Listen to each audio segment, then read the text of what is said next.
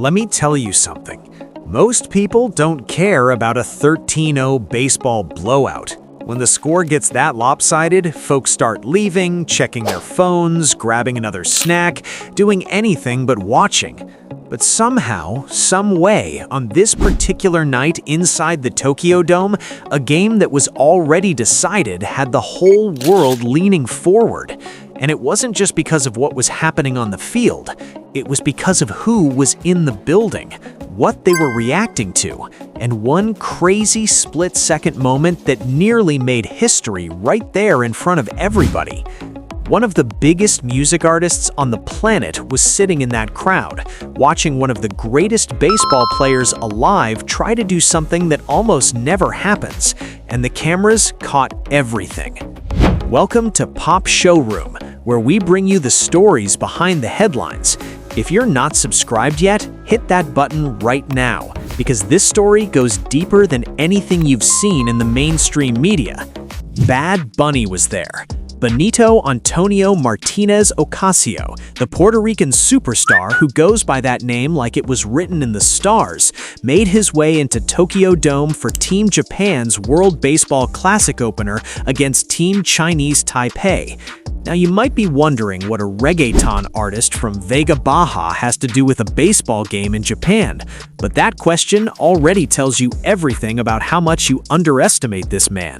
Bad Bunny doesn't do things halfway. He doesn't show up somewhere unless he means it, and on this night, he meant every single second of it. The whole place had an electric energy to it from the jump. The Tokyo Dome was packed, loud, buzzing with that specific kind of anticipation that you only get when people know they're about to witness something special. And the man at the center of all that energy was Shohei Ohtani. If you know anything about baseball, you already know the name. If you don't, here's what you need to understand. Ohtani is the kind of player that comes along once in a generation, maybe once in a lifetime. He pitches like an ace and hits like a cleanup hitter, which is something nobody is supposed to be able to do at the major league level. He's the kind of athlete who makes you question what you thought was physically possible. And when he steps to the plate at home in Japan, with the whole country watching, the entire atmosphere shifts. It didn't take long for Ohtani to remind everyone why they were there. In the second inning, with runners on base and the crowd already on its feet, he stepped into a pitch and launched it. Grand slam. Gone. The ball left the yard and the Tokyo Dome absolutely erupted. That's the kind of moment you feel in your chest even if you're watching from thousands of miles away. Now imagine being inside that stadium, right there, close enough to feel the roar bounce off every wall. Bad Bunny was on his feet. The crowd was out of their minds. And just like that, the game had a heartbeat that no scoreline could take away. But here's where the story gets even more interesting, because Ohtani wasn't done.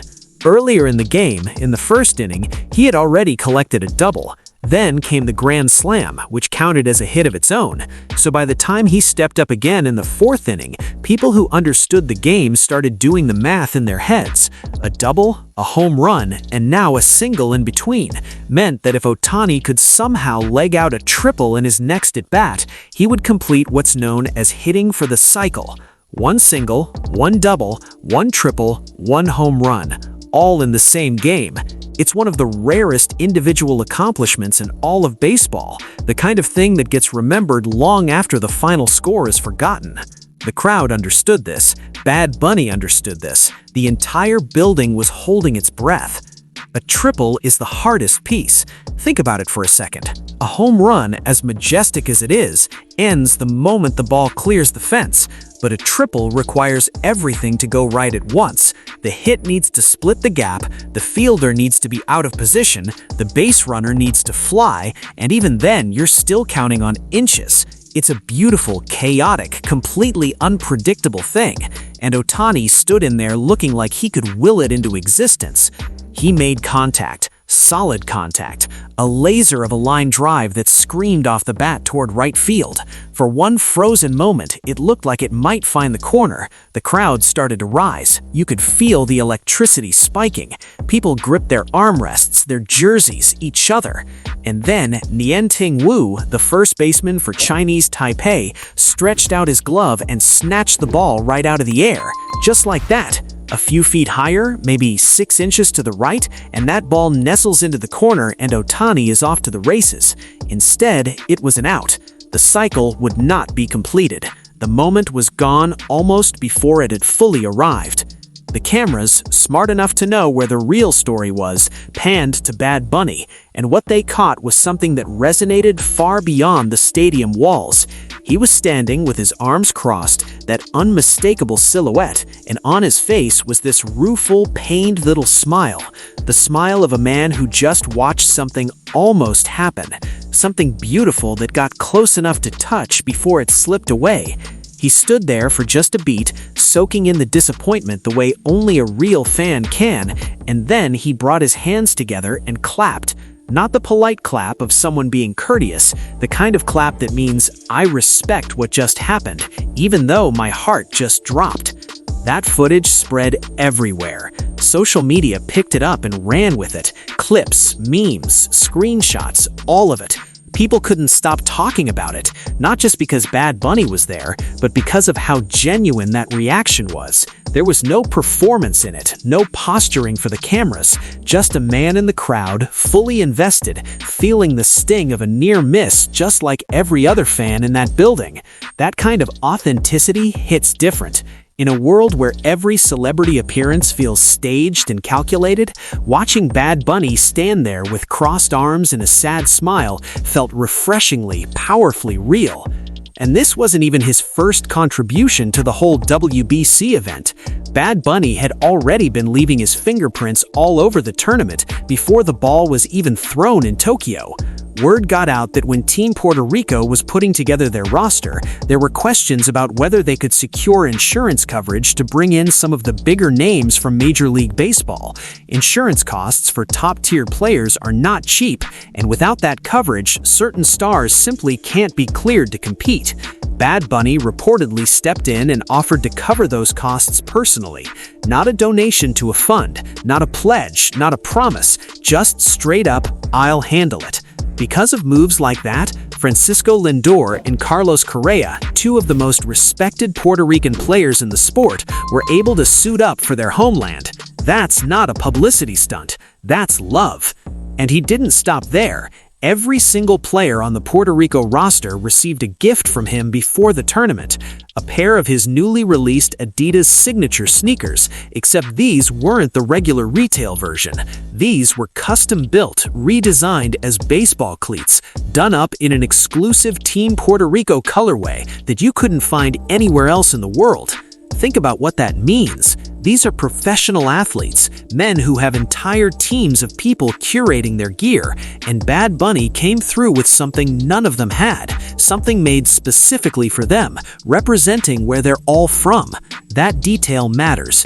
It showed a level of thought and care that went way beyond writing a check.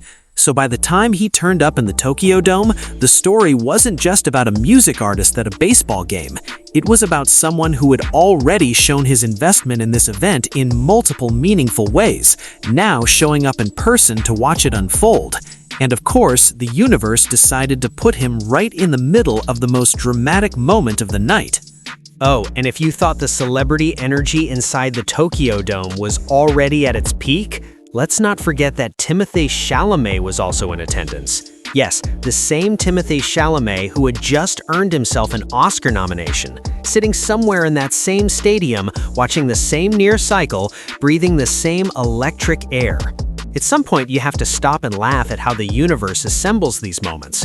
A Puerto Rican music icon, a French-American acting prodigy, and a Japanese baseball phenomenon who might actually be from another planet, all converging in one place. Nobody could have scripted that. And yet there it was, completely real, completely documented, and completely impossible to look away from. At the end of the night, Team Japan won by a landslide, and Ohtani didn't get his cycle. But that almost felt beside the point by the time everything settled. What people walked away talking about wasn't the final score. It was that line drive snatched out of the air by a few inches. It was Bad Bunny's face in the moment of near heartbreak. It was the reminder that sports, at their purest, have this ability to put everybody in the same emotional space, regardless of where they come from, what language they speak, or what they do for a living.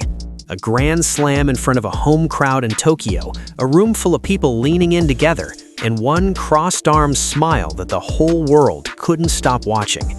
Sometimes the moments that almost happen leave the deepest marks of all. I'd love to hear your thoughts on this situation, so please share your opinions in the comments. Also, don't forget to like, subscribe, and turn on notifications to stay updated on this story.